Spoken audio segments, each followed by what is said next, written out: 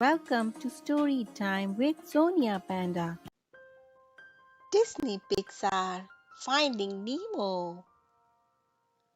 At the edge of the Great Barrier Reef, two clownfish were admiring their new home, and they had moved in just in time too. Coral and Marlin were going to be parents soon. All around them, families of colorful fish darted from one coral to the next. The neighborhood was great, but it was far from perfect. Dangerous fish lived nearby. Outside their home, Coral spotted a hungry barracuda looking at her eggs. She quickly swam to save them. No, Marlin cried, dashing to stop her. But it was too late. In the blink of an eye, the barracuda got what it came for, and Coral too. Only one injured egg was left of Marlin's family. With a heavy heart, Marlin held the egg in his fins and said, I promise I will never let anything happen to you, Nemo. Soon Nemo was ready for his first day of school, but Marlin was not. He did not want to let Nemo out of his sight. What's one thing we have to remember about the ocean? Marlin asked Nemo. It's not safe, Nemo replied. He had heard this question a million times. So when Marlin learned that the class was swimming to the drop off, he panicked and went to find his son. He did not want Nemo near the open water. At the drop off, Marlin saw Nemo and his friends playing a dangerous games. They were seeing who could swim closest to the boat in the open water. Nemo, no! Marlin cried. You think you can do these things, but you just can't, Nemo. Nemo was embarrassed. I hate you, he said. He swam out to the boat and touched it with his fin. Just as Nemo began to swim back, a diver appeared behind him and trapped him inside a net. Dad, help me! Nemo cried. He could not escape. The diver took Nemo back to the boat and sped off, accidentally knocking his scuba mask overboard. Marlin swam after the boat as quickly as he could, but he was not fast enough. Marlin lost sight of the boat and his son. Marlin felt helpless until he bumped into a friendly fish named Dory. She had seen where the boat went, but Dory did not have the greatest memory in the sea. I forget things almost instantly, she explained. It runs in my family, or at least I think it does. Marlin turned to swim away, but he bumped into a shark named Bruce. Bruce invited Marlin and Dory to a little get together at an old shipyard nearby. Marlin was sure it was a trap, but the fish did not really have a choice. They followed Bruce to an old sunken ship where two other sharks were waiting. In the shipyard, Marlin spotted the scuba mask. There were words on the strap. A clue! But when Bruce got hungry, he attacked Dory and Marlin. he chased them through the shipyard. Dory and Marlin barely escaped, and in the rush, Dory accidentally dropped the mask, their only clue, into the deep dark water below. Miles from his home, Nemo was trapped inside a fish tank in a dentist's office. It just so happened that the other fish in the tank were friendly. They were even friends with Pelican named Nigel. The tank gang liked Nemo so much that they decided to make him part of their club. "Tonight we give the kid a proper reception," said a fish named Gil. That night, Nemo swam through a stream of bubbles called the Ring of Fire. "From this moment on, you will now be known as Shark Bait," said Gil. Soon after his initiation, Nemo learned he was in danger. Every year, the dentist gave his niece Darla a fish for her birthday, and she had a history of making her presents go belly up. This year, Nemo would be her gift. "We can't send him off to his death," Gil said. "He had a plan." Deep in the ocean, Marlin and Dory swam into a dark canyon after the mask. When they reached the bottom, a faint light appeared. As the two friends got closer to the light, a scary fish with long, sharp teeth appeared. They swam away as fast as they could, but Dory spotted the mask. "Read it!" Marlin cried, trying to distract the fish. "Sherman," she said, slowly making out the words. "42 Wallaby Way, Sydney." They finally knew where Nemo was. As Marlin and Dory swam towards Sydney, they bumped into a jellyfish. "Come here, little squishy," said Dory, but then it stung her. Suddenly, a forest of jellyfish appeared. Marlin knew they were in danger. To get through the jellyfish safely, Marlin suggested a friendly race. In a flash, they were zipping through the jellyfish and dodging deadly tentacles to reach the finish. But both fish got hurt. As Marlin's eyes began to close, he saw a giant sea turtle in the distance. Then everything went black. Back in the dentist's office, Gil explained Nemo's role in his escape plan. "What we need you to do is take a pebble inside and jam the gears. The dentist would have to take the fish out of the tank to clean the dirty water.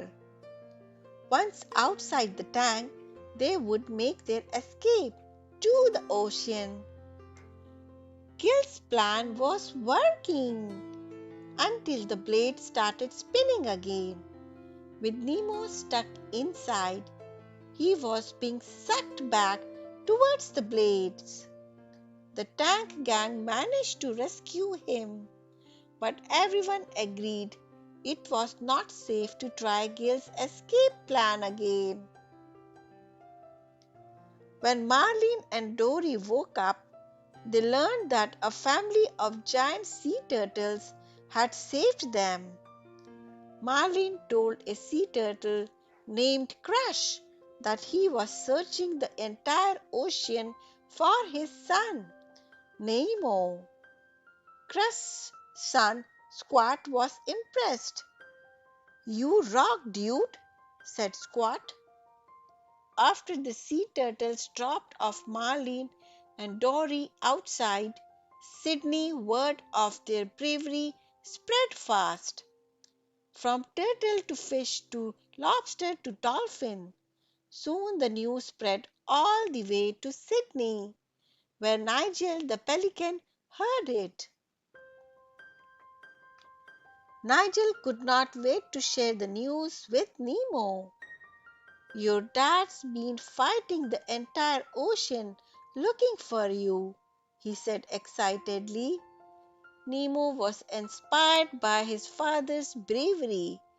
He was ready to attempt Gil's escape plan again and get back home. Taking a pebble from the bottom of the tank, he swam into the filter. And this time, Nemo jammed the blades and safely made it out of the filter. We have less than 48 hours before Darla gets here, Gil reminded them. With the jammed filter, it was time to make the tank absolutely filthy. Be as gross as possible, he said, and they did just that. The tank was dirty in no time. Outside Sydney, Marlin was beginning to think they were lost. I have definitely seen this floating speck before, he said. In the distance, a huge whale was swimming towards them. Can you give us directions? Dory asked in her best whale voice. When the whale did not answer, she was not sure it was Fenry. Then, with little warning, the whale sucked them into its mouth. Marlin began to panic. He just knew the whale was going to eat them. He would never find his son back. I promised him I will never let anything happen to him, he said sadly. You can't never let anything happen to him, Dory replied. Then nothing would ever happen to him.